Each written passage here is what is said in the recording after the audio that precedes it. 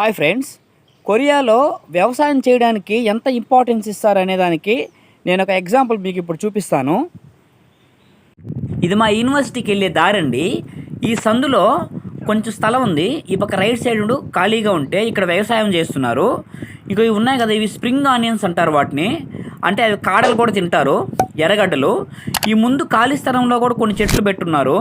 ఇవి వచ్చి మిరప చెట్లు, 2-3 రకాలు వేస్తున్నాడు మిరప చెట్లు కూడా. వెనకాల ఉండేటివి కూడా స్ప్రింగ్ ఆనియన్స్. అవి చూడండి ఎంత బాగా చేస్తున్నారు ఈ కొంచెం స్థలంలో.